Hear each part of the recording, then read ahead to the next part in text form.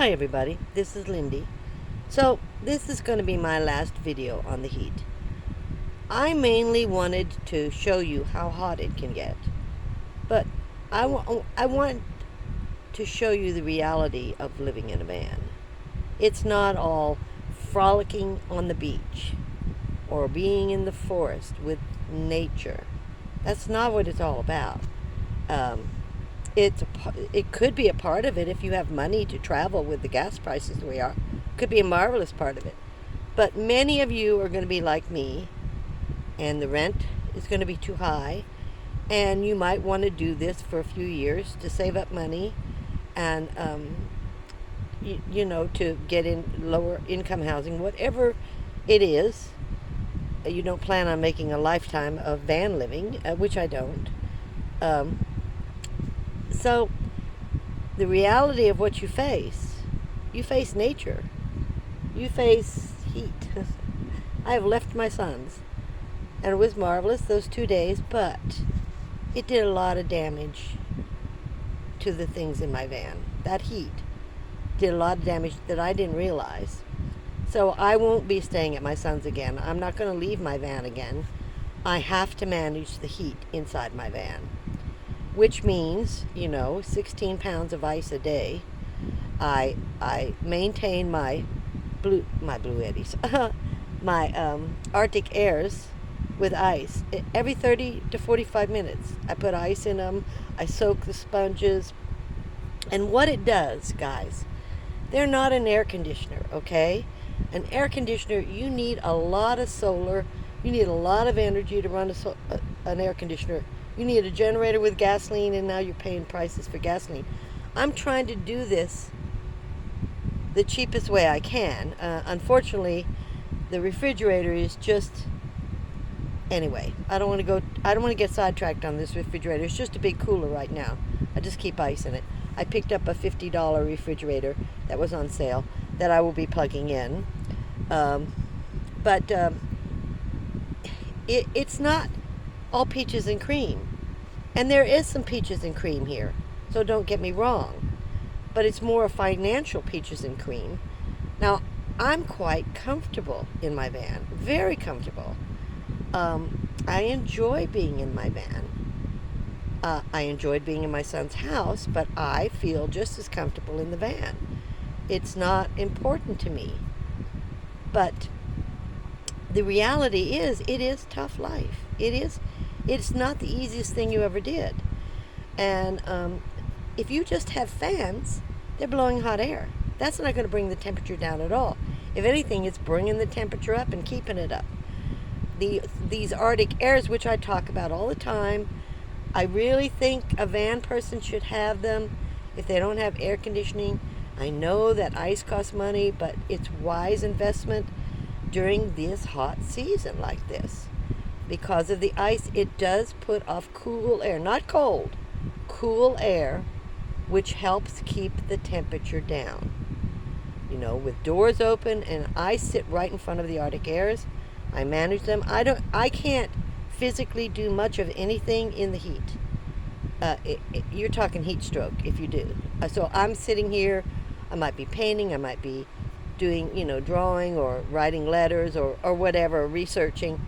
But I don't really move from the front of these Arctic airs because they keep me cool. And now, I have things around my neck, and I have 5 fans going right now. I did leave the 2000 with my son. I just feel the value in a van, it's just not there. And, the last few days I was in it, in all that heat, and it's hot, and it's ventilating, and it's putting out hot air, and that hot air is combining with the hot air in the van. Wasn't making it any easier. It was making it hotter in the van. And it wasn't charging. It's not made for van life. It's too big of a system. It's just too big. It's too delicate. It's just not right. At least for me. I'm talking about me. The maintenance I have 500 watts. Should have been easy to charge it, but it wasn't charging because it was way too hot all day long. My 1500 charges faster.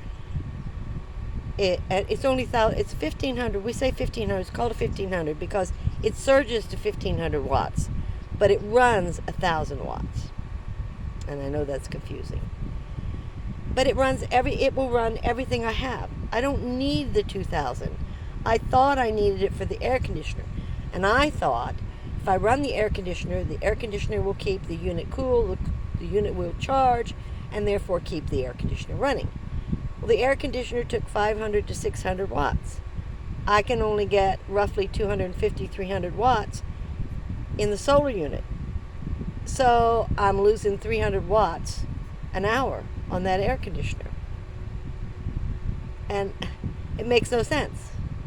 And on top of that, the solar unit is putting out hot air because its ventilating, it's turning on, it's trying to protect itself. The BMS, the battery management system, which is called BMS, is protecting the battery so that it stays safe and you don't ruin it. And it takes so much energy and so many watts. So my son was telling me he was going to buy another L.A.V.A 2000. I said, don't do it. Use this one because his electricity bills are really getting up high and he wanted to put certain things on the L.A.V.A. And he does have a couple hundred watts of panels, not enough to charge it, but he wants to invest in panels, which we've been researching, because you're not saving any money if you're charging the L.A.V.A from electricity so that you can charge your other things. You're not saving money. You can only save money when it comes for free off of the sun. So, this is kind of a crazy conversation. I don't even know if you understand what I'm talking about. I think the whole conversation is about the reality of living in a van. I will not go back into my son's house because of the heat again. And the reason is I came out to the van and inside my refrigerator was over 100 degrees. Now, thank goodness I had emptied it out and I had wiped it clean, but in order to put ice in it, it would have melted within 30, 40 minutes because it's 100 degrees. So I had to leave the lid up, run the cooler. Only one side of the motor runs, so it gets excessively hot, which puts heat in the van. I mean, it's just a vicious cycle. Now, the 1500 is easy, really, really easy to charge. Puts off very little heat, because it's so much smaller. It's a simpler machine. It has a BMS, but nothing like the other BMS. It hardly uses any silent watts at all. So the decision was I left the 2000 there, and I'm using just the 1500, and it will run either one of these refrigerators. This small one that I got is 70 or 90 watts, but it was just $50.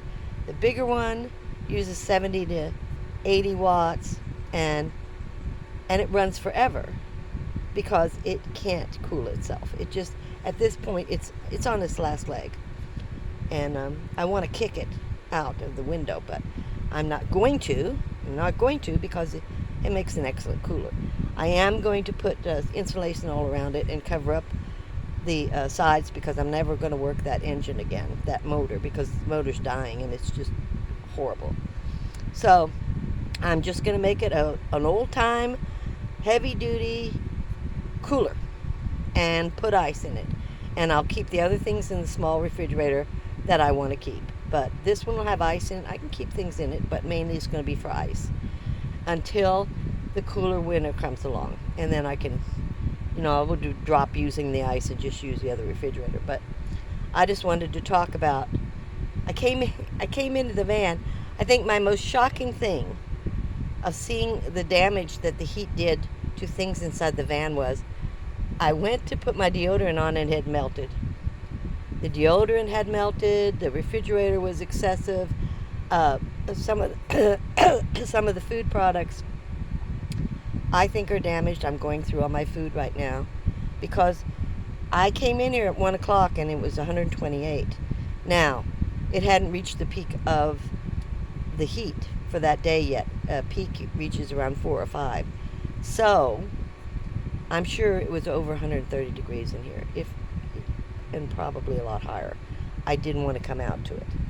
So that kind of did some damage, I think, to the food products. And I'm going through my food products when it's cooler in the mornings. In the mornings, I'm going through sections to see if there's damage, if there's bug. I mean, I just kind of concerned about the food products. But anyway, so in my estimation, I'd rather stay in the van and keep it as cool as possible. And if it's 108, it's 108.